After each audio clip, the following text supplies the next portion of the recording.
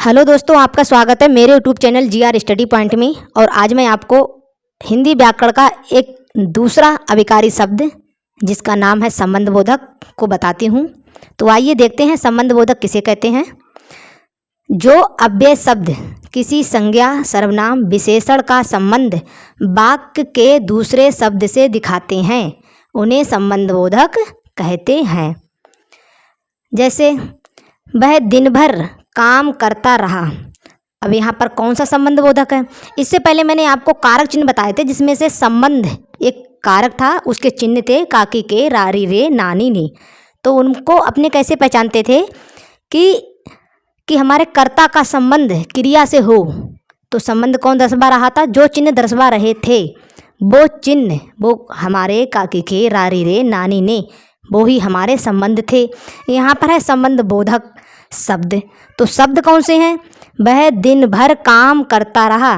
तो काम करने से वह है हमारा, यहाँ पर क्या दिखा रहा है? संज्ञा, सर्वनाम और विशेषण। हमारा कर्ता उसमें भी चाहे संज्ञा होता चाहे सर्वनाम होता, यहाँ भी चाहे हमारा कर्ता संज्ञा है चाहे सर्वनाम है, किंतु इसकी विशेषता या इसका संबंध बता रहा है कौन? भर। काम करता रहा, वह काम करता रहा, वह दिन भर काम करता रहा। तो पूरे दिन के लिए संबंध कौन बता रहा है? उसका भर शब्द हमारा क्या हो गया? संबंध बोधक। ऐसे मैं विद्यालय तक गया था, तो मैं हमारा कर्ता है। अब विद्यालय तक गया था, तो गया था उसका हमारा संबंध कौन? विद्यालय तक गया था। तो कौन संबंध बता रहा था? तक बता रहा था। विद्यालय से आगे नहीं गए हम, विद्यालय तक ही गए। तो तक हमारा हो गया संबंधबोधक शब्द। वे पेड़ के नीचे बैठे। वे पेड़ के नीचे बैठे। अब क्या है? वे नीचे बैठे, पेड़ के नीचे बैठे। अब हमारा अगर हम इसे हटा दें तो हमारा शब्द ही खराब हो जाएगा। तो इस तरह से हमारा ये के, अब शब्द है पूरा, तो हम के नीचे, एक के नीचे हमारा पूरा संबंधबोधक शब्द हो गया। राम के अनुसार तुम आए। अब राम तुम आए, अब के अनुसार हमारा जो है वो क्या है? हमारा राम और तुम में संबंध दिखा रहा है, तो के अनुसार हो गया हमारा संबंधबोधक शब्द। इस तरह से संबंधबोधक शब्द वे शब्द होते हैं जो संज्ञा या सर्वनाम या विशेषण किसी का भी संबंध दूसरे शब्दों से दिखाएं, मगर एक ही वाक्य में दिखाएं, ना कि दूसरे वाक्यों में दिखाएं जाकर। इस तरह से वो हो गए हमारे संबंधबोधक शब्द। अच्छा, हमारे वाचक शब्द किसी भी वाक्य में ये हमारे शब्द आए हुए होते हैं, तो समझ लो वहाँ पर हमारा क्या होगा? संबंधबोधक शब्द। वहाँ पर हमारा संबंधबोधक शब्द होगा। अब वाचक शब्द कौन कौन से हैं? के पास, के दूर, के सिवा, के योग्य, के बाद, के अनुसार, के अतिरिक्त, के एवज, के सम्मुख, के आगे, ने पीछे, के पहले, के बाद, के सामने, के आर पार, के आसपास, के लायक, के विपरीत, भर, पर्यंत, तक, समेत, लो, की अपेक्षा, के लायक, के मारे, के कारण, के वास्ते आदि।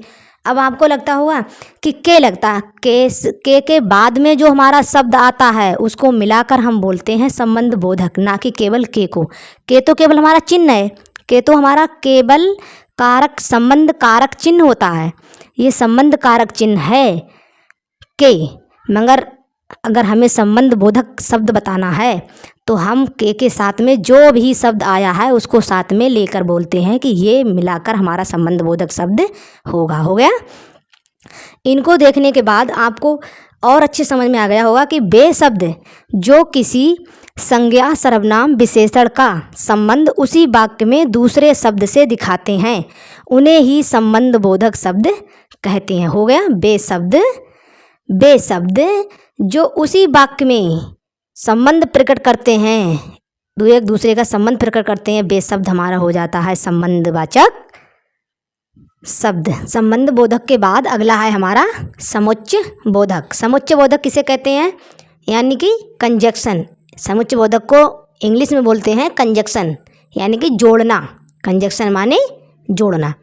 वे शब्द जो दो शब्दों या दो वाक्य के अंशों को या वाक्यों को परस्पर जोड़ने का काम करते हैं उन्हें समुच्चय बोधक शब्द कहते हैं।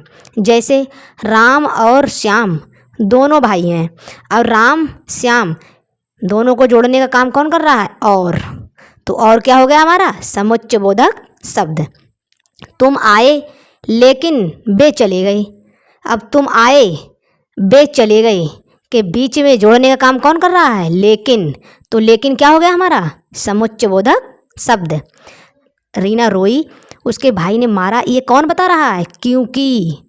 रीना के रोने का कौन बता रहा है, क्योंकि। तो क्योंकि हमारा दोनों को जोड़ने काम कर रहा है। रीना रोई को और उसके भाई को मारने का, दोनों को जोड़ने, दोनों वाक्यों को आपस में जोड़ रहा है। वाक्य दोनों अलग हैं। रीना रोई एक वाक्य है, उसके भाई ने मारा वाक्य अलग है, ठीक है।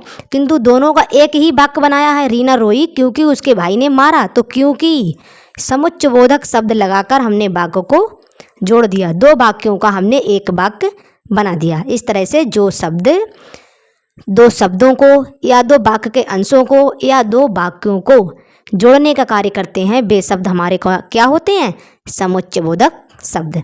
अच्छा जी, कौन कौन से होते हैं समुच्चयबोधक। वैसे तो आपको देखने में पता चल जाएगा इसमें कौन कौन सा शब्द जोड़ रहा है दोनों वाक्यों को, दो कर्ताओं को। वो शब्द कौन कौन से होते हैं, और, एवं, तथा, कि, या, अथवा, किंतु, परंतु, मगर, बल्कि, वरन, इसलिए, इस कारण, इस वास्ते, इससे, लिहाजा, सो, अतः, यद्यप, क्योंकि, चूँकि, इस कारण, जो कि, जिससे कि, ताकि, जो, तो, यदि, तो, यद्यपि, तथापि, अगर, तो, चाहे, पर, कि, तो, जैसे, मानो, अर्थात, यानी, ये आदि शब्द आ जाएं किसी भी वाक्य में, तो वहाँ पर आप समझ लीजिएगा कि यहाँ पर ये शब्द जो हैं हमारे समुच्चयबोधक शब्द का काम कर रहे हैं। या वे सभी शब्द वाक्यों को, शब्दों को जोड़ने का काम करते हैं, वे हमारे शब्द कहलाते हैं समुच्चयबोधक शब्द। तो इस तरह से मेरे संबंधबोधक शब्द और समुच्चयबोधक शब्द आपको पक्के हो गए। और चलो अब देखते हैं आगे विस्मयादिबोधक शब्द। विस्मयादिबोधक की तो बहुत अच्छी पहचान है। मैंने विस्मयादिबोधक जो वाक्य बताए थे उसमें भी विस्मयादिबोधक चिन्ह यानी कि संबोधन का चिन्ह जिसमें हो, वो हमारा विस्मयादिबोधक या संबोधनवाचक शब्द हो जाता है या संबोधकवाचक वाक्य हो जाता है। संबोधक या विस्मयादिबोधक एक ही बात है। विस्मयादिबोधक हमारे कौन से शब्द होते हैं, विस्मय, आश्चर्य, हर्ष, शोक, घृणा आदि का भाव दिखाने वाले शब्द विस्मयादिबोधक शब्द होते हैं। जैसे हे भगवान, हमारा यहाँ पर चिन्ह लगा है विस्मयादिबोधक यानी कि संबोधन का चिन्ह लगा है। जहाँ भी संबोधन का चिन्ह हो वहाँ पर तुरंत देखते ही बता दो कि वहाँ पर हमारा कौन सा वाक्य है, विस्मयादिबोधक वाक्य या विस्मयादिबोधक चिन्ह। चिन्ह से तो वैसे ही पहचान जाते हैं। जहाँ पर भी संबोधन का चिन्ह है उस चिन्ह को देखते ही पता लगा देते हैं कि यहाँ पर ये जो वाक्य है वो कौन सा वाक्य है, हमारा विस्मयवाचक वाक्य है, ठीक है।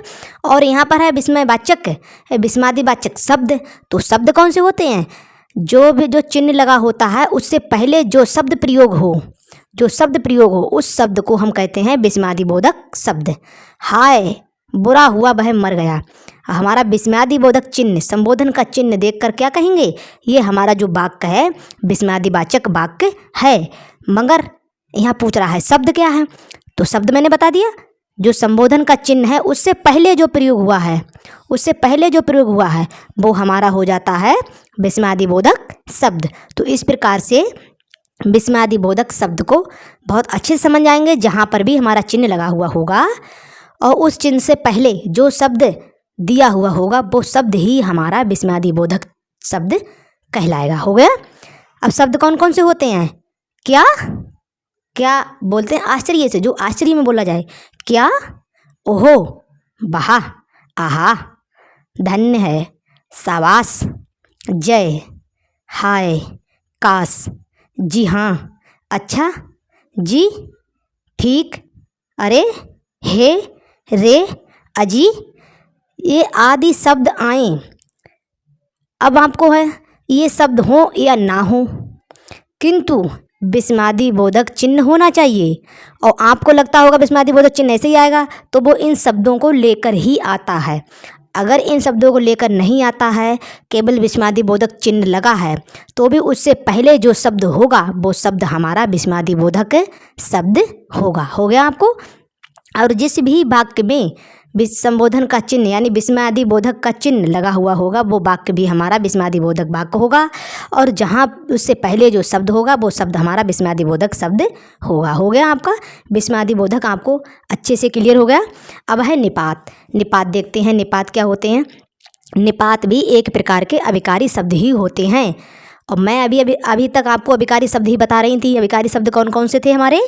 क्रिया विशेषण, संबंध बोधक, समुच्चय बोधक और विस्मयादि बोधक। विस्मयादि बोधक यानी कि विस्मय हो, आश्चर्य हो, हर्ष हो, शोक हो, खुशी हो, घृणा हो, ये भाव दिखाते हो। और सबसे मेन बात है कि संबोधन का चिन्ह हो, उससे पहले जो शब्द आए वो हमारा विस्मयादि बोधक शब्द हो जाता है। संबंध बोधक क्या होता है? एक शब्द दूसरे शब्द में संबंध दर्शाए, ठीक है, चाहे संज्ञा, चाहे सर्वनाम, चाहे विशेषण हो, किंतु एक शब्द दूसरे शब्द में जो संबंध दर्शाता है, जो जिस शब्द को प्रयोग संबंध के रूप में करता है, वो शब्द ही हमारा होता है संबंध बोधक शब्द, ठीक है।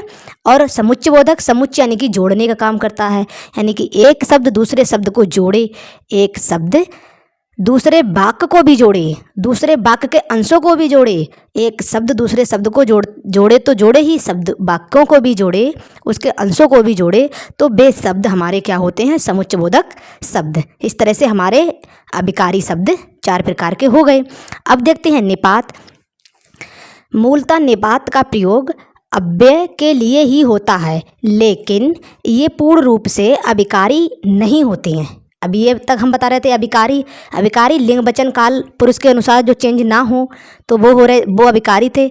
ये हमारे पूर्ण रूप से अभिकारी नहीं होते हैं। इनका प्रयोग वाक्य में अर्थ ही अलग कर देता है, यानी कि जो निपात शब्द हैं वो हमारे वाक्य में, जिस भी वाक्य में लगेंगे उनका अर्थ बिल्कुल अलग कर देता है। कैसे अलग करता है देखते हैं। रमेश ने ही मुझे मारा। अब यहाँ पर निपात क्या है? ही क्या है? निपात है। रमेश ने ही मुझे मारा, इसका अर्थ क्या है? रमेश के अलावा किसी और ने मुझे नहीं मारा। ये बता रहा है, वाक्य का अर्थ है कि रमेश के अलावा मुझे किसी ने नहीं मारा, क्यों ही हमारा यहाँ पर प्रयोग हुआ है। अब हम आगे देखते हैं, ही यहाँ पर प्रयोग हुआ तो इसका अर्थ निकल रहा है कि रमेश ने ही मुझे मारा, किसी और ने नहीं मारा।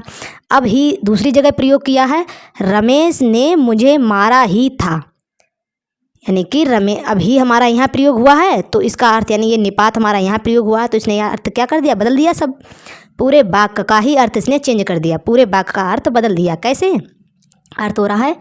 रमेश ने मुझे मारा ही था, मुझे मारा ही था, गाली नहीं दी उसने मुझे, रमेश ने केवल मारा, ये दिखा रहा है। अच्छा, ही का यहाँ के अलावा दूसरी जगह और प्रयोग करते हैं। रमेश ने मुझे ही मारा। अब ही यहाँ पर लग गया, पहले मुझे से पहले था, अब मुझे के बाद कर दिया, मुझे के बाद कर दिया, तो ये क्या अर्थ दे रहा है? रमेश ने मेरे अलावा किसी और को नहीं मारा, रमेश ने मुझे ही मारा, किसी और को नहीं मारा। यहाँ मुझसे पहले ही था तो उसका अर्थ क्या था? रमेश के अलावा मुझे किसी और ने नहीं मारा। यहाँ पर है रमेश ने मेरे अलावा किसी और को नहीं मारा। इस तरह से हमारे निपात जगह जगह लगकर उनके अर्थ को, यानी कि वाक्य के अर्थ को ही बदल देते हैं। यानी इस प्रकार निपात वाक्यों में नया अथवा गहन भाव प्रकट करने में भूमिका निभाते हैं। निपात का क्या काम होता है? वाक्य का अर्थ चेंज करना। ठीक है, हो गया हमारा ये। निपात शब्द होते कौन से हैं? हाँ, जी हाँ, जी नहीं, नहीं, मत, क्या, काश, सा, ठीक, करीब, लगभग, तकरीबन, तो, ही, भी, तक, भर, सिर्फ, केवल आदि ऐसे शब्द जो हमारे वाक्यों का अर्थ ही बदल दें, वो शब्द हमारे कहलाते हैं निपात। तो निपात हो गया आपका अब अभिकारी और विकारी शब्द। विकारी के अंतर्गत कौन कौन से आए थे? संज्ञा, सर्वनाम, क्रिया और विशेषण। अभिकारी के अंतर्गत आए थे क्रिया विशेषण, संबंध बोधक, समुच्चय बोधक और विस्मयादि बोधक। और ये जो मेरा निपात, जो कि इन्हीं कैटेगरी का है, इन अभिकारी और विकारी में ही सम्मिलित होता है, इसलिए मैंने सोचा इसको भी साथ में बताते चलें। ठीक है।